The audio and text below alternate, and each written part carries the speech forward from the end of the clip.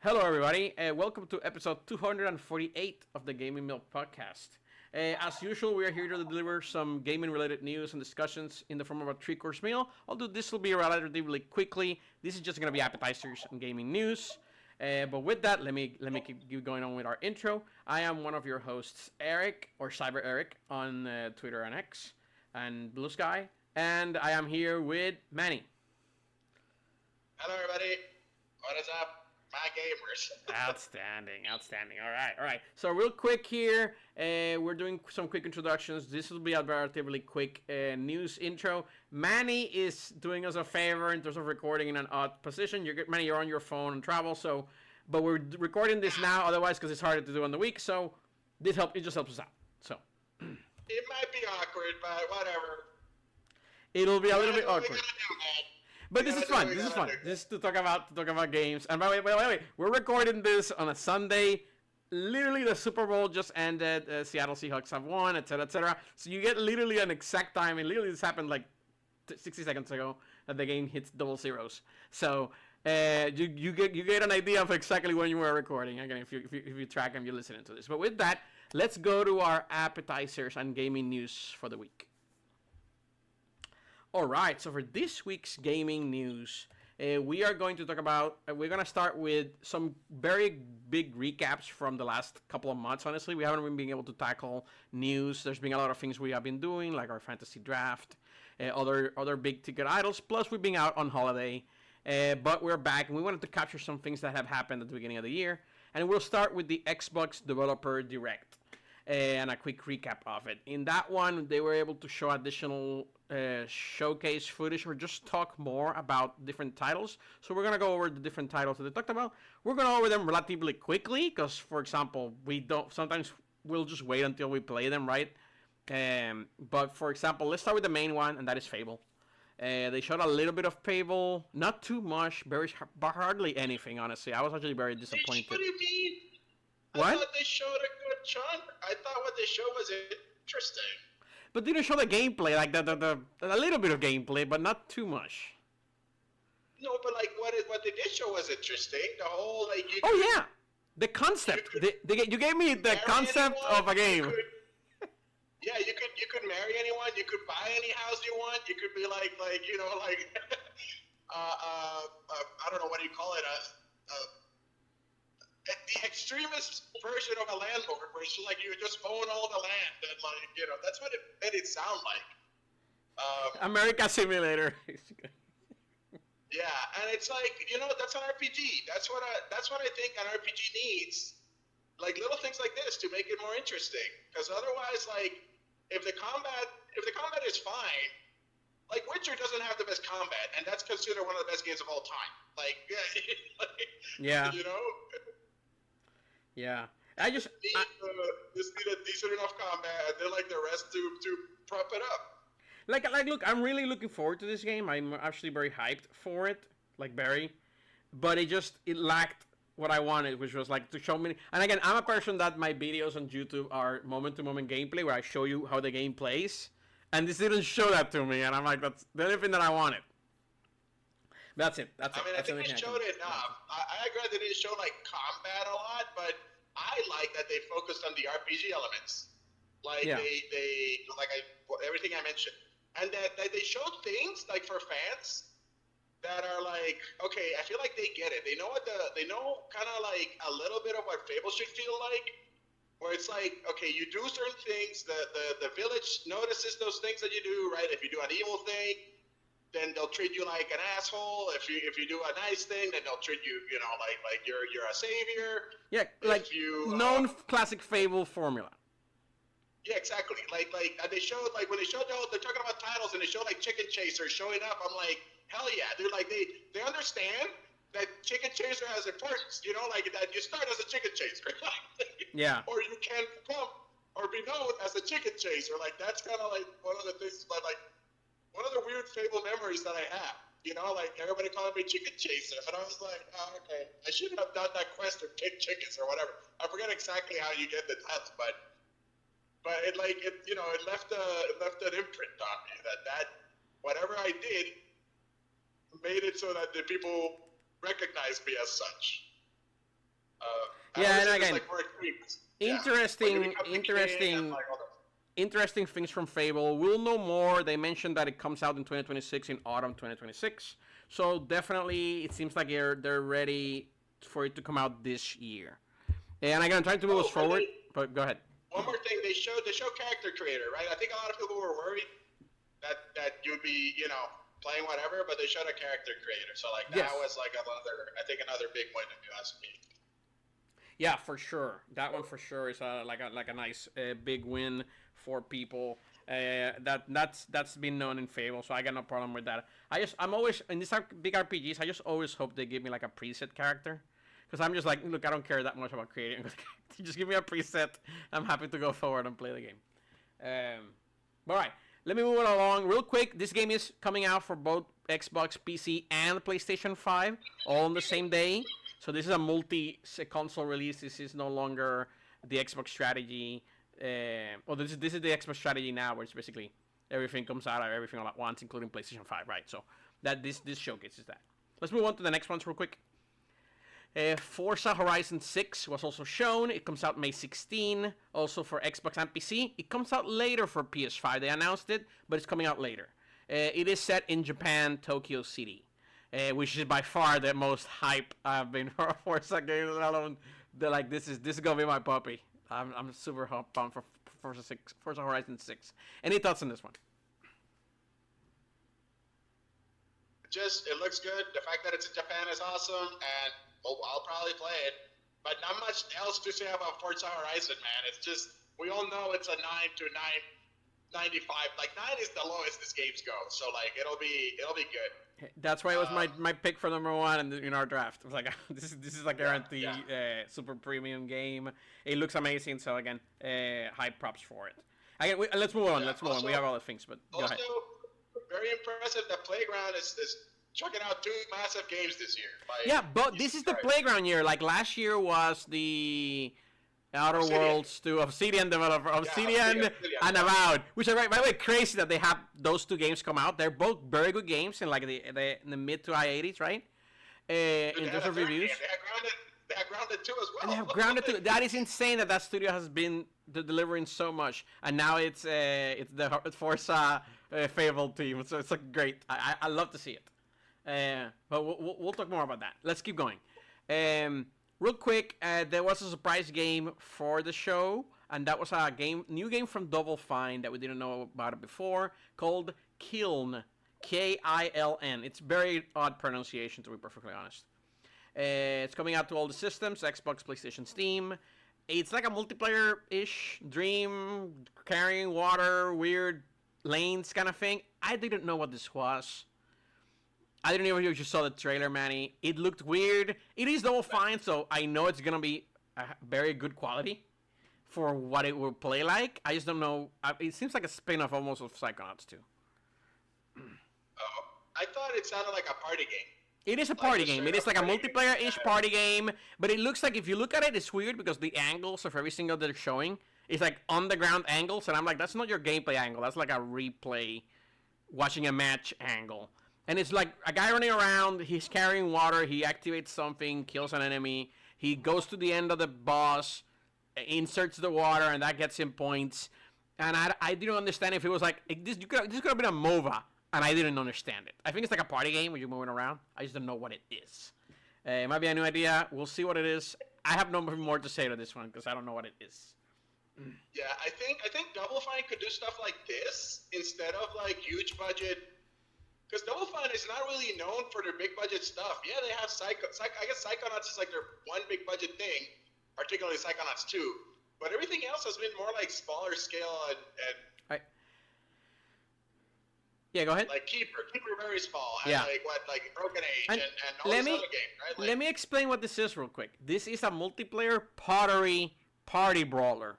It's a 4v4 competitive team brawler where you're pieces of pottery, like a vase or a cup or a bottle. Does that make sense? Not really. But, exactly. You have to look at the trailer. It's weird as heck. And they have physics, abilities, the whole thing. So that's my point kind of still stands where it's like you could do a 4-player party game that goes viral and like do have as much success as a like a huge AAA title that does well. Like I don't know. Yeah, apparently it was created. This last week, where like people like these teams, they just start controlling budgets. Yeah. Make smaller projects, make more interesting things, and like. Yeah. And apparently, this is billion-dollar games. It's insane. This is a part. Yeah, because that'll kill you honestly faster than this. This apparently came from like an internal game jam that the developers just create something weird. They run game jams. Yeah. So apparently this came from a Double Fine internal game jam from a few years ago, and they pitched the idea. People apparently liked it enough that I was like, oh, this is like a fun mini game multiplayer kind of thing. Go with it. And then they showed it off, and it's coming out later this year. That's awesome. I like that Microsoft is actually supporting that. Yep, I actually like that too. I like more like these original ideas, even if they might not work for me. I like that these things exist better than just any, a live service mobile kind of thing. All right, let's keep going. We're like last quick to wrap up. Beast of Reincarnation. This is from the Pokemon team, Game Freak. They actually showed quite a bit of video gameplay on this one. If you haven't looked at it, there's like a 10-minute overview where they go over the different aspects of the game, gameplay elements. Very much combat heavy. This looks fantastic. This is like a Souls-like, Stellar Blade-ish take from Game Freak. It looks amazing.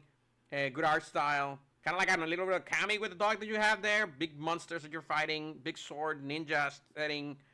This looks great for all intents and purposes for me. Yeah, looks like a pretty good like action RPG with like, I mean, you have your standard skill trees, but you have, like you said, almost like a familiar, where like they show the dog that she's with. I think traversal might be interesting, where like they show divine sting, like that might be very interesting to me. How they make it work and feel like not only natural but like fun to play and traverse, right? Yeah, it reminds me a little bit of like a combination of Nier Automata with Stellar Blade-ish kind of things, but with like environments and forests and trees and stuff. That's kind of what it felt to me when I see this. And a little bit of Phantom Blade Zero with the ninja steering. So. Yeah, it looks good. It looks way better than the first trailer. Not that the first trailer looked bad or anything. It's just to me it looked choppy and we didn't know what the hell it was. This one, like, we have more direction. The frames were smoother, that type of stuff. Like, this is a better showing for sure. For sure, yeah. That seemed a lot better. And again, I'm really looking forward to this one. This will be great. Again, all these games obviously shown on Xbox. They're all on Game Pass day one. That's my understanding for all these, of course. So I'm definitely gonna be there day one to try this game out. This looks fantastic. So good luck for Game Freak trying to try something new rather than Pokemon. They've been doing that for the last 20-some plus years. So that's nice. They're not games, man. They're just not known. Like, look it up. They have definitely done other games. I have played other things that they've done. They probably have. I'm joking. I just I cannot think of them at the top of my head, so it tells you something too. Yeah. So let's move on. It's like telling me Rockstar, and it's like you're telling me another Rockstar game, like the ping pong game. And it's like they make Grand Theft Auto. Like, this is what I think about when I think of Rockstar. So when you tell me Game Freak, I think of Pokemon. Sorry, you have a multi-billion-dollar IP already. All right, let's move on to the next appetizer and gaming news for this week. And that is the Ubisoft major company reset or reorganization efforts that they announced. With this, they announced the cancellation of 6 games, including 4 unannounced games, and apparently 3 were new IPs, so we'll never know what they were. And the Prince of Persia remake was one of those 6 titles that were canceled. And that one, that was been in limbo for forever. In terms of other things, they announced other games 7 games will be delayed, including potentially the Black Flag remake, which has been heavily rumored. And again, we don't know what things were delayed. They just mentioned that 7 games were delayed. We don't know what those are. A couple of studios were canceled within Ubisoft, Halifax and Stockholm. And they basically separated their business into 5 creative houses that each manage different IPs combinations. and I'll go over them super quick. One is called Vantage. They basically oversee the big ones: Rainbow Six, Assassin's Creed, and Far Cry. There's a Creative House, and these are all Creative House 2, 3, 4, 5, by the way, so they don't have names. So the other one's going to be competitive shooters, so The Division, Ghost Recon, etc., etc. Number 3 is going to be live experiences, things like For Honor, The Crew, Brawlhalla, etc., etc. Number 4 is going to be fantasy games or narrative games.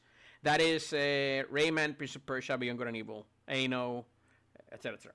And number 5 is basically casuals. Casual or friendly games. That's literally what they called it. Just Dance, Hasbro, Uno, etc., etc. That's it. Five big teams within Ubisoft, big restructuring. Ubisoft's in a lot of trouble, but stock market, release games, the whole thing. So we'll see how this works for them. But with that, Manny, what do you think of this whole thing that's going on with Ubisoft? And do you think they're really, really in trouble, or let's wait and see? They've been in trouble for a long time. I feel like this is overdue. The worry is, I don't know if this is enough to salvage the situation, kind of thing, right? Like it had to be done. It's a bit drastic, but like Ubisoft has not been doing good for a long time now. No, like the takeaway for what I mentioned: 6 games canceled, 7 delayed. That's the only thing they announced from this restructuring, aka bad and worse. Yeah, exactly. It's almost like Microsoft when they were cutting stuff left and right last year, right? Like the bloodbath. That's what it's akin to, and it feels like. Yep. So it's not good news in general, but it's overdue. Like you have been pretty much doing nothing for the past, what it feels like the past decade, relying entirely on Assassin's Creed and I guess a little bit Rainbow Six Siege. Or Far Cry. Like, that's about it. Yep. And Far Cry. Yeah, I guess Far Cry 6 did okay. I don't think they did bangers, but like Far Cry 6 did probably okay.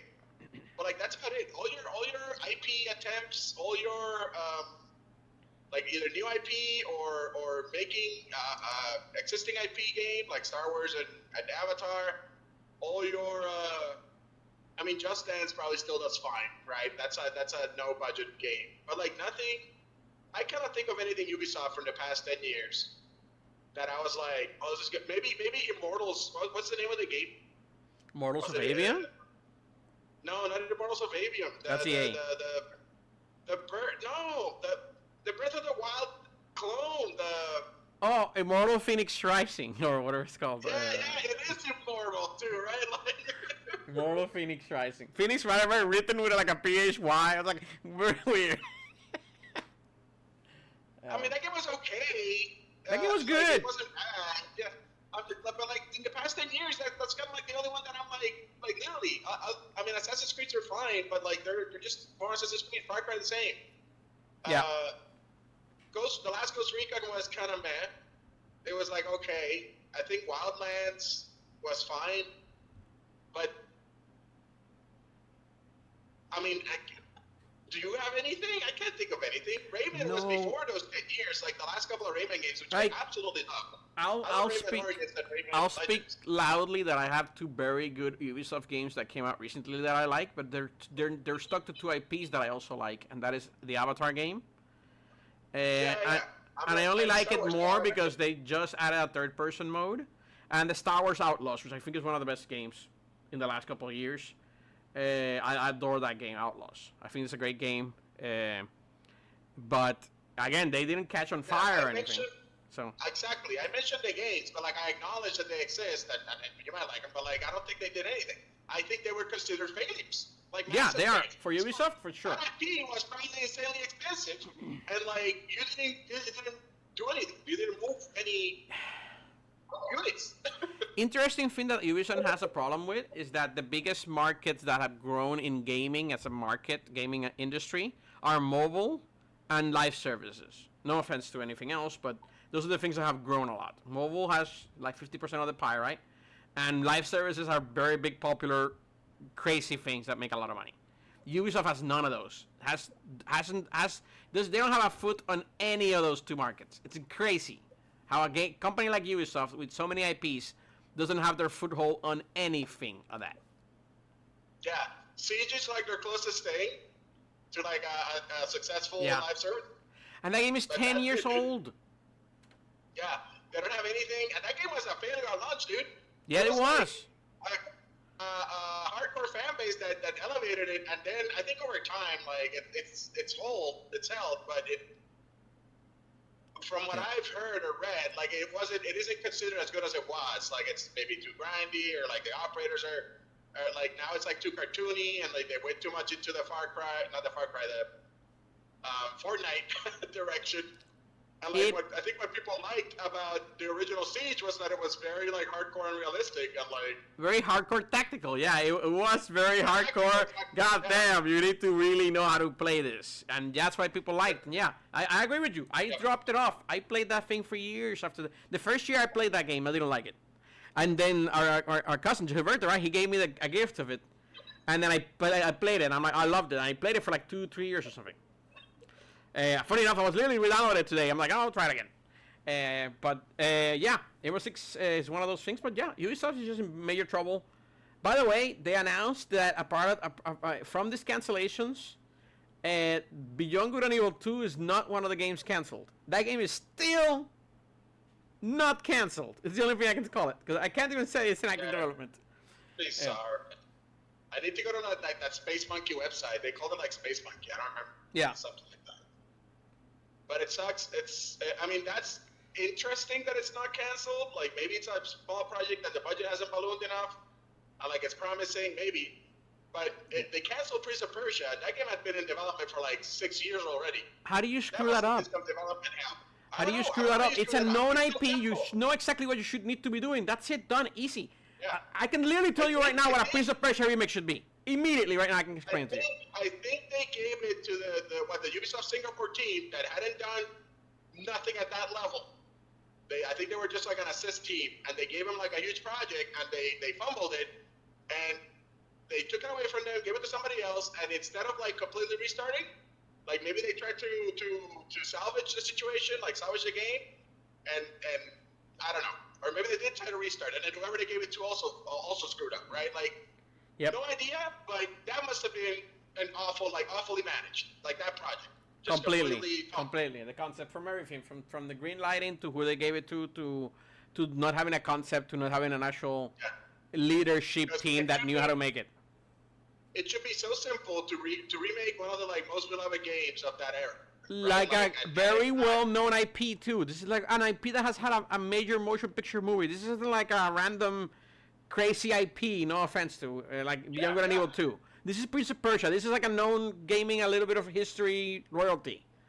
Yeah, it feels like one of the OGs, right? Like exactly. Yeah. Like it's been around that long. Yeah. My wife recognizes this, by the way. I was watching Prince of Persia, a movie the other day, a YouTube video. Just like, I recognize that. And I'm like, the hell, you don't recognize bloody Bowser. But she recognizes Prince of Persia because she played it when she was young, and I'm like, damn. That should tell you that the meaning of it. By the way, that's Ubisoft. Let's move on, because we have one more thing to do, and we want to keep it short. That's where we are with Ubisoft. Any final thoughts on Ubisoft? Sorry, didn't want to cut you off. No, we're good. I think that, right. I think it had to be done. I'm worried. I mean, I've been worried for a long time for Ubisoft. Like, You have been. I really see it in 5 years or less. They might not be here. We'll see. All right, last and final appetizer for this week and gaming news is let's talk a little bit quick about the February Nintendo Direct, the partner showcase that just happened this week. We had a lot of interesting games announced for the Nintendo Switch 2. However, this was a partner showcase, nothing officially directly from Nintendo, so that obviously automatically lowers the bar quite a bit for these. The first game that they showed was a game called Orbitals, which was like a co-op anime-style Gundam game, but when you saw it play, it really was almost like It Takes Two. Did you see this, Manny? Yeah, I saw it. We already knew about this game, though. Did we? Yeah, that was in the Game Awards. I did not know this at all. Okay, then completely. So nothing new. That this was the only new thing. Yeah, I don't know if we knew that it was Switch exclusive, or if we had seen as much gameplay as we did. I think we saw like one snippet that made me think it was gonna be an It Takes Two clone, right? Yeah. What are we calling this? A co-op like? I don't know. Co-op like. Yeah, sure. I love that. The likes now. Likes everything to like. Split screen co-op like. Yeah, exactly. I mean, it looks great. It looks really fun. Yeah, this looks fun. This looks fun. But it wasn't new. This was shown at the Game Awards. Yep. All right, perfect. That's our riddles. This was a better showing. Yeah, this was also our riddles. It was a Switch. It's only for Switch 2, right? Yeah, no, I think they said it's Switch exclusive. Yeah. Okay, so that's the trick for this one, where it's like, oh, this is a Nintendo Switch exclusive. Okay, that's cool. It's coming out summer 2026. Yeah, one criticism, and I think this is indicative of the show as a whole, which you'll see. This is the start, like as your first show. Don't get me wrong, I liked it, and it was the best thing they showed. But it kind of tells you, like, you know what's coming. Yeah, it's like, look, there's really not much for Switch 2. There were no dev kits, there are no ports. I expected a ton of ports for the Switch 2, Switch 2 edition, Switch 2 edition. By the way, I'm already getting tired of this whole Switch 2 edition. I'm tired of that already. Big time. It feels really bad, honestly. All right, so our riddles was that. I'm moving on. I'm not capturing every single thing. There were a lot of Japanese, different types of games that I won't be able to cover for all our time that we have. Things like Paranormal Sight or whatever the hell, right? So again, I won't cover those, but let me cover the next one that I found interesting was the Bomberman collection. Were you surprised by this? Yeah, definitely. Fascinating, honestly. Yeah, I like this. This is Konami taking and creating more collections based on their old IPs. Konami has a ton of old IPs. Konami, this is what you should be doing. You should be doing this with all your known IPs. Slowly. Re-release these things. You already did it with Metal Gear Solid. You're doing it with Bomberman. There's a bunch of other ones you could do, no Konami. Do them, and do them cheaply. By the way, this is $20, I think, on the eShop. Yeah. Konami's been doing good with these re-releases, man. Like I'm telling you, they Yeah. I think this one was like for some reason a weird omission that they're finally correcting. Yep. That's cool to see Bomberman, old school Bomberman games. Yeah, I don't know how much I probably won't get this because I don't have time to play Bomberman, but very cool that it exists. At some point I probably will get it when it's cheaper because I do like Bomberman a lot. Any other thoughts on this? I'm trying to move us along with a couple other ones that I recall. So, all right. Another game we saw, and I wanted to mention this one real quick. Was a game called Tokyo Scramble, which was this very weird Resident Evil-ish, but like you're just surviving against a bunch of dinosaurs in a Tokyo subway. I don't know if you saw this. The one that just this lady running around the underground and there are a bunch of dinosaurs attacking her. She has no weapons. It's straight at don't get killed simulator. It's coming out literally next week, to my understanding. Yeah, it comes out February 11th. Weird. Yeah, weird. Yeah, I thought it was weird. Weren't we recently talking about we need more dinosaur games? That's what I'm saying. That's why I brought it up. That's the only reason I brought it up. We have more dinosaur games. This comes out in a week, which doesn't raise my expectations for it at all. I didn't know about this game. It was probably announced before. Same thing with Orbitals. Yeah. I just haven't been tracking it. So, speaking of dinosaurs, another game that was shown, Turok Origins. We finally got a little bit more footage for Turok Origins. I am a Turok fan. This doesn't inspire me in the slightest, or it doesn't raise my expectations at all for what I'm seeing, but I'm getting a new Turok anyways. I'm like, Here's the thing, man. Like, they showed the Switch version. I'm hoping like, that's part of it. 3-player co-op sounds like at least a little bit something that we could enjoy, right? Like, yeah. Man, but when I see this looks like a easily at a high of 7 out of 10 in terms of like what you're gonna be expecting. I'm hoping it's wrong. I'm hoping wrong. I'm hoping good things for this. It feels like one of those at the end of the Xbox 360 era. There were all these third-person shooters that were so generic. I'm talking things like Fraction or what was the inverted one? Inversion. I don't know if you remember these games. There's like a 50 more. Fuse. All these kind of little things that are like, they were generic third-person shooter action combat games. And it was like, they're not bad. They're just, they exist. Not inspiring. Not inspired or inspiring. Like, Yeah. why would I play this when I have Call of Duty at home? You know, like. Yep. And this is Turok. Again, this is Turok. This actually feels legit closer to the comic books. Like I read the comic books literally 20 years ago. But I don't know anything about this in terms of like lore or anything of what it could be. So I'm hoping good, but I'm glad they showed it. But it's I'm wait and see, right? If there was a budget title, it'd be much better. Yeah. Do we know the price? Is it full 70? I don't know. That's a great question. I should check that out. I'll check it out in the background. If it's full 70, that's rough. And it feels like I just feel like sad for Turok. Like whoever has the IP just doesn't have. I don't know. How far it's gone down. How far down it's gone. Yeah. There's no price at least in Steam. There is no price that I have seen, and I'm on the official website TurokOrigins.com. I see no price yet. I'm hoping if it's $40, I'm like, you know what? I could even go see myself getting this. Anything higher, and it's 40, like rough. That's like, it's like the Remnant price. Yep.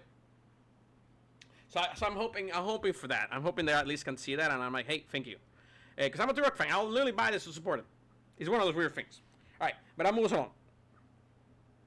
Real quick, they did show the Final Fantasy VII. Revert is coming out for the Nintendo Switch 2. I just wanted to highlight that because that's one of the longest things that they had in the entire thing. They spent like 5 minutes in that. It's impressive, man. That game squeezed into the small thing. Yeah, it does looks nice because I'm assuming they're showing the Switch footage, so it look good. Yeah. I mean, Square Enix working there. Yeah, they're learning the ins and outs of that Unreal Engine, man. Like. Yeah, they're definitely putting it to work for sure. All right, just wanted to mention that real quick. Next other things, there were a couple of Capcom shown games. I know you like to talk about the Capcom games, and I'm talking about 3. They showed more Pragmata, comes out soon. Monster Hunter Stories 3, also soon. Both of those have demos now out on the eShop, and they also showed some new footage for Resident Evil Requiem, including apparently some gameplay where Leon can't hit anybody, and apparently that was like a thing on the internet because Nintendo wouldn't show violence. Yeah, they don't. Dude, in Turok, they didn't shoot anything. They don't. I'm literally looking at the footage in the background. Nothing gets shot at. Nothing gets exploded. Dude, like, I didn't notice it until, like, I saw a video where, like, they put it out. I was like, oh, it's so jarring now. Like, yeah. No violence. Absolutely no violence in anything. Or no blood. They showed the initial actions of the violence. But they don't show the bullet getting hit. In Turok, in the Turok trailer, he never actually shoots. He aims, but he never fires. Yeah, exactly. It's so he always aims next to the character. I'm literally looking at the footage of Turok right now. They don't shoot. Same thing with Resident Evil. They never actually hit anything. I don't know. Is Turok mature? I think Turok is probably mature. Like they've always been like bloody and stuff. Yeah. So I can imagine that's the case still. So again, interesting things from the Capcom games. Capcom's very good at supporting the Nintendo Switch and the Nintendo Switch 2. Demos out for 2 of those games. Again, no demo for Resident Evil. That comes out later this month. Any thoughts on those 3? Otherwise, we can move on to the last thing. No, I drafted all of them, so I'm like... You're looking forward to it. I'm sitting pretty. Yeah, hell yeah. Yeah. This is some good stuff. Yep. Yeah. Eating good Capcom food. Perfect. Yo, Capcom's knocking it out of the park this year, dude. Like, all frequencies. Yeah, all angles, these 3 games, February, March, April. Bang, bang, bang. Capcom. Yeah. And then you have Onimusha later? Yep. Like... And Okami, maybe? Okami? No, hell no. That's not this year. Not even. But it exists. It exists. I'm happy it exists. 2029, like... 2030? That's what I see Okami. No, not 2030. 2029. All right. By the way, they showed some amiibo for Resident Evil. I thought they were weird and weak. Oh, yeah. For like a dumb skin. That was so bad. So bad. It looks so bad. I'm like, now I'm going to skip those. Thank you so much. It's probably going to be $30 anyway. All right. Last from the Nintendo Direct that we wanted to show again, we're not going to cover everything, is Bethesda. Bethesda came out. They did a bunch of big showcase where they're going to come out with The Elder Scrolls Oblivion Remastered, what was the other ones? Fallout 4 Anniversary and Indiana Jones are all coming out for the Nintendo Switch too. This is actually really, really nice because, in my opinion, because a lot of people really like playing those games, particularly portable like this here. Obviously, you have the Steam Deck and everything like that, but somebody made a comment. I'm like, wait, if you've only had a Nintendo system, you've never had a chance to play these games like Oblivion Remastered, Fallout, everything. Good for those people. And good, it clear that Bethesda's gonna support them going forward. I think obviously Starfield missing here is fine. Indiana Jones looks impressive on the Switch too, by the way. And yeah, that's the end of the showcase. Pretty lackluster because we didn't get anything new. What do you think of this? I mean, it's about time. It's oh my god. For us, it doesn't mean anything. We've already been playing these games for a long time. Right? Yeah, I already have this. What else you got? Exactly. That's true. Like they need I don't know. It meant nothing. That's kind of what I'm getting to. True. For me, it meant nothing. I agree. It was a cool showcase to feel like, hey, Bethesda's supporting it. But I'm like, hey, you could have at least had one new thing here for this entire showcase, Nintendo. With that ending. All right. So with that, there's nothing more to say for the Bethesda titles. That was the end of the Direct Partner Showcase. Again, there were a bunch of other games, a bunch of anime-ish games, right, etc., etc. Not much time to cover all those. So, any final thoughts on this whole thing, Manny? Any other suggestions for the Direct? No, I can't. I mean, I thought it was very lackluster, to say the least. Like, it didn't... Ports. Just ports, and not even, like, interesting ones. Yeah. By the way, I have one pet peeve. They announced ports of these two known RPGs, like Japanese RPGs, Tales of what's it called? Tales of Arise, the Definitive Edition. That's fine. But the Grand Blue Fantasy Relink, it's called Endless Ragnarok. They didn't explain what this was, by the way, which was annoying. It's a port. I mean, I'm sure if it's extra content, which is what it likely is, it'll also be on the other platforms, right? Like, I was gonna say, it looks like the equivalent of a G rank, or in Mousetrap. Yeah, but it's like, I'm just thinking because it's like a similar hint for people. If you're doing a port and you give it another subtitle or whatever, explain what it is. Like literally explain what it is. It's okay to say like, hey, this is a transfer of the existing game with additional content. Just say that. Never did they say what it was. So people were like, is this a new game? We're pretty sure it's just a port, but you didn't say what it was. And you added a subtitle to it. Now, it already has a subtitle, Relink. So we're assuming that the second subtitle is just an addition instead of calling it the Nintendo Switch 2 edition. But it's like, that annoyed me. Because for online, for a quick second, it's like, maybe it's something else. I'm like, no, lower your expectations because this is Nintendo.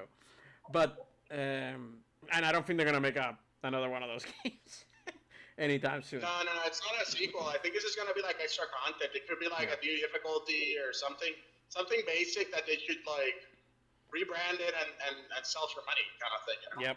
So pretty basic stuff. Either way, but that's basically it for the Nintendo Direct and all of our news. Any final thoughts on this, Manny? Otherwise, we can actually wrap up.